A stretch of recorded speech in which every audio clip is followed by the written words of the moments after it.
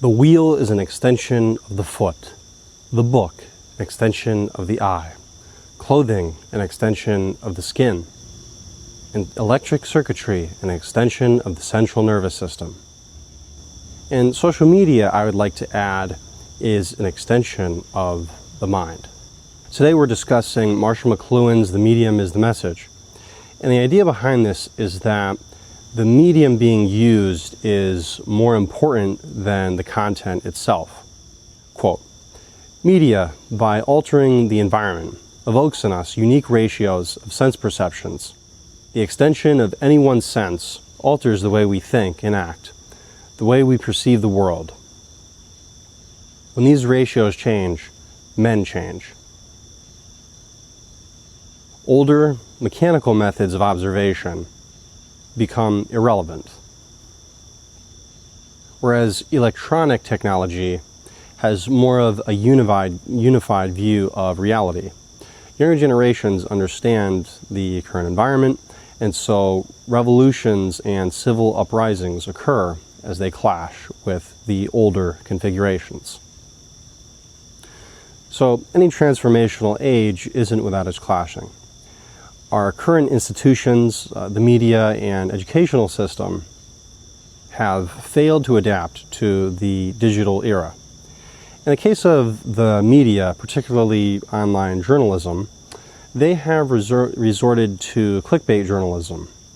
In the case of clickbait headlines, they are designed to capture the attention of the reader using absurd, outrageous claims.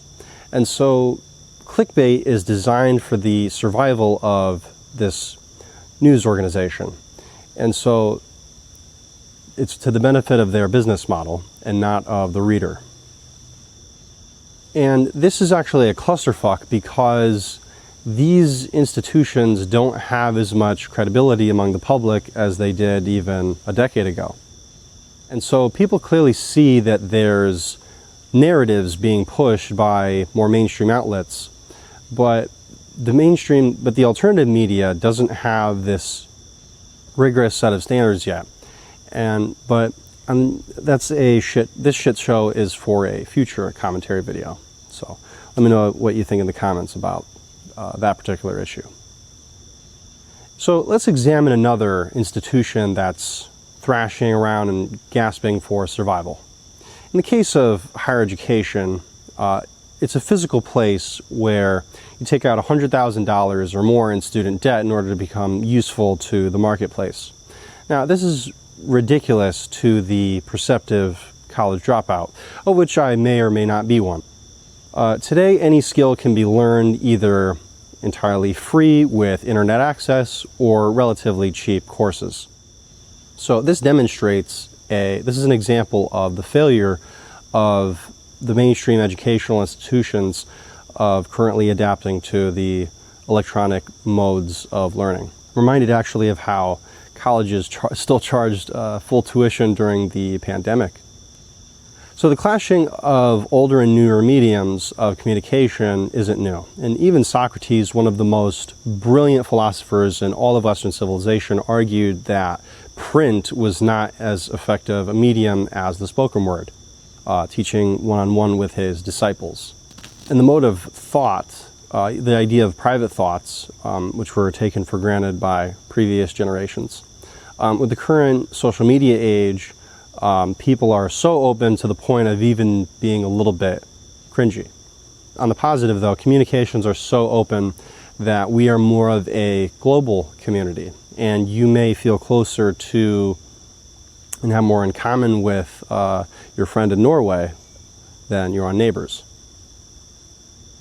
So this access to information vastly outperforms anything an outdated institution such as our educational system could provide, which, by the way, still has the outdated structure of factories and assembly lines of the Industrial Revolution.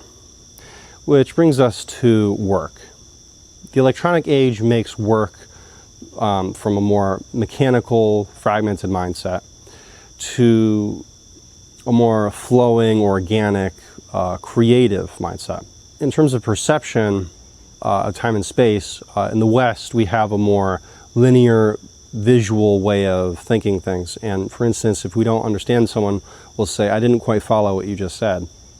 In Western art, it is more based on planes, units, and perspective. And in fact, we use space as a way of punishing people, putting them behind bars or solitary confinement.